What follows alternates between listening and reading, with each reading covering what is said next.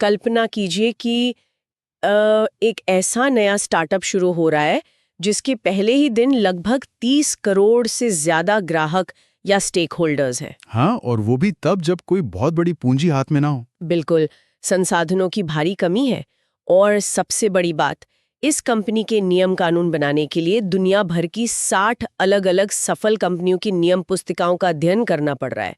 सुनने में ये एकदम असंभव काम जैसा लगता है ना? देखिए, 1947 में जब भारत आजाद हुआ था ना, तो हमारी पहली सरकार की स्थिति बिल्कुल इसी तरह के एक विशाल स्टार्टअप जैसी ही थी। सही कहा। पोस्टल ज्ञान क्लासेस द्वारा इस गहन विश्लेषण डीप डाइव लेक्चर में आपका स्वागत है। जी, और श्रोताओं को बता दें कि आज की हमारी ये चर्चा एक बहुत ही महत्वपूर्ण उद्देश्य को ध्यान में रखकर तैयार की गई है। हाँ, हमारा मुख्य उद्देश्य है पोस्ट ऑफिस डिपार्टमेंटल प्रमोशनल परीक्षाओं, मतलब कि LDCE की बेहतरीन तैयारी करना। बिल्कुल। और आज हमारे पास जो स्रोत हैं वो सीधे पोस्टल ज्ञान क्लासेस के उन विस्तृत और तथ्यात्मक नोट से लिए गए हैं, जो इंडियन पॉलिटी या भारतीय राज व्यवस्था से जुड़े हैं। और यही वो डेटा है जिससे परीक्षाओं में सीधे सवाल बनते हैं। चलिए इसे थोड़ा विस्तार से समझते हैं। देखिए, जब हम इन विभागीय परीक्षाओं की बात करते हैं ना, तो ऐतिहासिक तथ्य या संविधान के स्रोत और अनुसूचियां समझना बहुत महत्वपूर्ण हो जाता है। मतलब सिर्फ रट्टा मारना काफी नहीं है। एकदम सही। हमें ये समझना होगा कि ये तथ्य क्या है और सबसे जरूरी, ये ऐसे क्यों है। आज हम इन सभी बिंदुओं का एक एक करके विश्लेषण करेंगे। तो शुरुआत करते हैं आजाद भारत की पहली सरकार से। स्वतंत्र भारत का पहला मंत्रिमंडल जो 1947 में बना था। मैं इसे हमेशा एक स्टार्टअप की पहली टीम कहती हूँ। हाँ, हर व्यक्ति को एक अहम जिम्मेदारी मिली थी। जैसे अगर हम जवाहरलाल नेहरू जी की बात करें, जो प्रधानमंत्री थे। उनके पास और भी तो विभाग थे ना? जी, उनके पास राष्ट्रमंडल तथा विदेशी मामले और वैज्ञानिक शोध का भी प्रभार था। अच्छा, और सरदार वल्लभ भाई पटेल, उनके कंधों पर तो वो मर्जर एंड एक्विजिशन वाला काम था। मेरा मतलब है राज्यों का एकीकरण। बिल्कुल, इसीलिए उनके पास गृह मंत्रालय, सूचना व प्रसारण और राज्यों के मामले थे। फिर डॉक्टर राजेंद्र प्रसाद जी के पास खाद्य एवं कृषि मंत्रालय था। और शिक्षा मंत्रालय मौलाना अबुल कलाम आजाद जी के पास था, और बुनियादी ढांचे के लिए रेलवे एवं परिवहन डॉक्टर जॉन मथाई को दिया गया था। और कानून की बात करें तो डॉक्टर भीमराव अंबेडकर पहले विधि मंत्री थे। हाँ। ये तो बहुत बार पूछा जाता है। हाँ, इसके अलावा जगजीवन राम जी को श्रम मंत्रालय और सरदार बलदेव सिंह जी को रक्षा मंत्रालय मिला था। राजकुमारी अमृत कौर भी तो थी, वो स्वास्थ्य मंत्री थी। मतलब उस समय भी महिला प्रतिनिधित्व था। सही बात है। वाणिज्य विभाग CH भाभा के पास था, और यहां मैं कैंडिडेट्स का ध्यान एक खास नाम पर खींचना चाहूंगा, RK षणमुगम शेट्टी। हाँ, इनके पास वित्त मंत्रालय था ना? जी, ये परीक्षाओं के लिए बहुत महत्वपूर्ण है। साथ ही डॉक्टर श्यामा प्रसाद मुखर्जी के पास उद्योग एवं आपूर्ति, और VN गाडगिल के पास कार्य, खान एवं ऊर्जा विभाग था। और अब आता है वो नाम जिस पर हमें सबसे ज्यादा जोर देना है, रफी अहमद किदवई। हाँ, क्योंकि ये पोस्ट ऑफिस की परीक्षाओं से सीधा जुड़ा है। बिल्कुल, इनके पास संचार यानी कम्युनिकेशन मंत्रालय था, और पोस्टल ज्ञान क्लासेस के नोट्स के अनुसार पोस्टल विभाग की तैयारी करने वाले हर उम्मीदवार के लिए ये नाम एकदम रटा होना चाहिए। क्योंकि LDC परीक्षाओं में विभागीय इतिहास बहुत मायने रखता है। किदवई जी का विजन ही था जिसने संचार व्यवस्था का खाका खींचा था। ये 1947 की शानदार टीम तो बन गई, लेकिन इस देश को चलाने के लिए एक नियम पुस्तिका चाहिए थी, मतलब हमारा संविधान। जी, और यहीं से संविधान के स्रोतों की बात आती है। यहाँ सबसे दिलचस्प बात यह है कि मतलब अक्सर लोग कहते हैं कि क्या हमने सिर्फ अलग-अलग देशों से चीजें कॉपी पेस्ट कर ली। देखिए, अगर हम इसे व्यापक संदर्भ में देखें ना, तो ये कॉपी पेस्ट बिल्कुल नहीं था।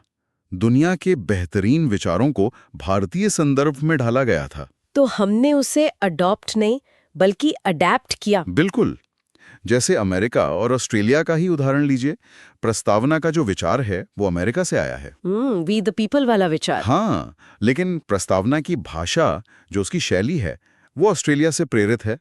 अच्छा, और ऑस्ट्रेलिया से हमने समवर्ती सूची और दोनों सदनों की संयुक्त बैठक का प्रावधान भी तो लिया है ना, जो अनुच्छेद 108 है। एकदम सही।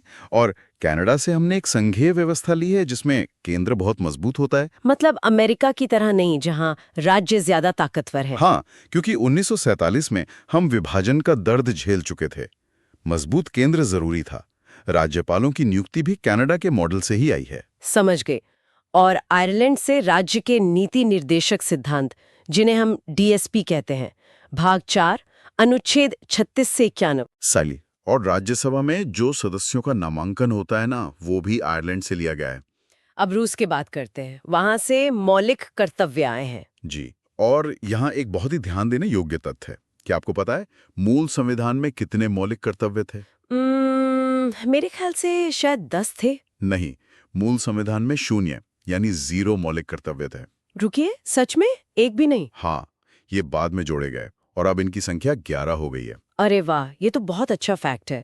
और ब्रिटेन से हमने क्या लिया? ब्रिटेन से कानून का शासन, एकल नागरिकता और कैबिनेट प्रणाली। और अमेरिका से मौलिक अधिकार, जो भाग 3 में है, साथ ही न्यायपालिका की स्वतंत्रता और राष्ट्रपति पर महाभियोग यानी आर्टिकल 61। जी। और जर्मनी के वाइमर संविधान से हमने आपातकाल के दौरान मौलिक अधिकारों का निलंबन लिया है, अनुच्छेद 352, 356 और 360।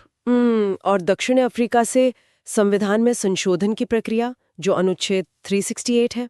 बिल्कुल। और अंत में जापान से विधि द्वारा स्थापित प्रक्रिया।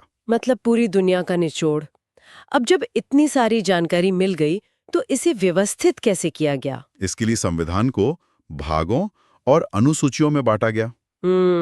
इसे एक किताब के इंडेक्स की तरह मान सकते हैं ना? हाँ, बिल्कुल। और यहाँ जो बात सबसे आकर्षक है वो ये है कि कैसे जरूरत पड़ने पर नई अनुसूचियां जोड़ी गईं। शुरुआत में 8 थीं, अब 12 हैं। चलिए जल्दी से इनका विवरण देख लेते हैं।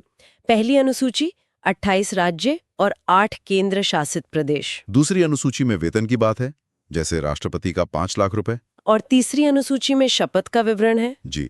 और चौथी अनुसूची राज्यसभा में प्रतिनिधित्व बताती है। पांचवी और छठी अनुसूची अनुसूचित और जनजातीय क्षेत्रों के लिए है। और यहाँ नोट्स में वो कमाल की ट्रिक दी है। हाँ, छठी अनुसूची के 4 राज्यों को याद रखने की ट्रिक। एटीएम में ए से असम, टी से त्रिपुरा, एम से मेघालय और मे से मिजोरम। परीक्षा में बस एटीएम में याद रखिए। ये बहुत ही कारगर ट्रिक है। 7वीं अनुसूची की बात करें तो इसमें शक्तियों का बंटवारा है, संघ सूची, राज्य सूची और समवर्ती सूची। वर्तमान में संघ सूची में 100 विषय हैं, राज्य में 61 और समवर्ती में 52। और 8वीं अनुसूची भाषाओं से जुड़ी है। हाँ, मूल रूप से 14 भाषाएं थीं जो अब 22 हो गई हैं। संशोधनों द्वारा सिंधी, कोंकणी, मणिपुरी, नेपाली, बोडो, डोगरी, मैथिली और संथाली जोड़ी गईं। 9वीं अनुसूची संपत्ति अधिग्रहण के लिए है। 10वीं दल बदल विरोधी है, जो 52वें संशोधन से आई। और 11वीं अनुसूची पंचायत से जुड़ी है, जिसमें 29 विषय हैं। 12वीं नगरपालिका से, जिसमें 18 विषय हैं। और भागों की बात करें तो एलडीसीई के लिए भाग 1, 2 और 3 बहुत अहम है। जी। भाग 1 संघ और राज्य क्षेत्र है, भाग 2 नागरिकता, भाग 3 मौलिक अधिकार, भाग 4 नीति निर्देशक तत्व है, 4 मौलिक कर्तव्य, भाग 5 संघ है। और भाग 15 निर्वाचन से जुड़ा है, अनुच्छेद 324 से 329। भाग 17 राजभाषा है, भाग 18 आपातबंद और भाग 20 संविधान संशोधन। तो इन सब का आखिर मतलब क्या है? कायदे कानून तो हो गए, लेकिन हमारी एक भावनात्मक पहचान भी तो है ना, हमारे राष्ट्रीय प्रतीक। बिल्कुल। और परीक्षाओं में अक्सर इनकी तारीखें पूछी जाती हैं। हाँ, जैसे राष्ट्रीय ध्वज तिरंगा अनुपात 3:2 है और 24 तीलियां हैं। इसे पिंगल वेंकैया ने डिजाइन किया था। और इसे अप्लाया कब गया था? 22 जुलाई 1947 को। अच्छा। और हमारा राष्ट्रीय चिन्ह जो अशोक स्तंभ है, जिसमें 4 सिंह हैं। हाँ, और धर्मचक्र है, दाईं ओर सांड है जो कृषि का प्रतीक है, और बाईं ओर घोड़ा जो अदम्य शक्ति दिखाता है। नीचे मुंडकोपनिषद से सत्यमेव जयते लिखा है। इसे 26 जनवरी 1950 को अपनाया गया। राष्ट्रगान और राष्ट्रगीत को 24 जनवरी 1950 को अपनाया गया था ना? बिल्कुल।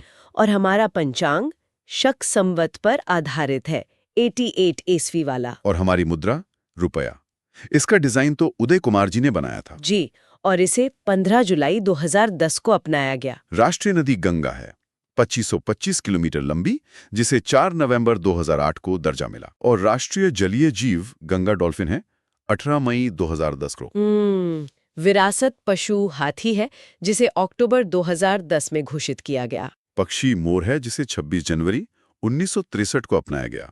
और पशु बाघ है, जिसे अप्रैल 1973 में। वृक्ष बरगद है, फल आम यानी मैग्नीफेरा, खेल हॉकी है, मिठाई जलेबी और पुरस्कार भारत रत्न जो 1954 से शुरू हुआ। ये सारे फैक्ट्स बहुत ही महत्वपूर्ण हैं। बिल्कुल। और अब समय है हमारे LDCE कैंडिडेट्स के त्वरित रिवीजन का। Quiz time. चलिए मैं सवाल पूछता हूँ, देखिए नोट्स कितने अच्छे से याद हुए हैं। एकदम तैयार हूँ। स्वतंत्र भारत के पहले संचार मंत्री कौन थे? ये तो बहुत आसान है, रफी अहमद किदवाई। बिल्कुल सही। दूसरा सवाल, संविधान की 6ठी अनुसूची में कौन से 4 राज्य आते हैं? हमारी शॉर्टकट ट्रिक ATM में असम, त्रिपुरा, मेघालय, मिजोरम। बहुत बढ़िया। तीसरा सवाल, रुपया का नया प्रतीक किस दिन अपनाया गया था? 15 जुलाई 2010 को। एकदम सटीक। और आखिरी सवाल, समवर्ती सूची का प्रावधान किस देश से लिया गया है? ये लिया गया है ऑस्ट्रेलिया से। क्या बात है, एकदम सही जवाब। देखिए पोस्टल ज्ञान क्लासेस के ये जो नोट्स है ना, ये पूरी तरह तथ्य आधारित हैं। हाँ, और LDCEE परीक्षाओं की तैयारी में ये सच में मील का पत्थर साबित होते हैं। इन नोट्स का बार बार रिवीजन ही सफलता की कुंजी है। बिल्कुल।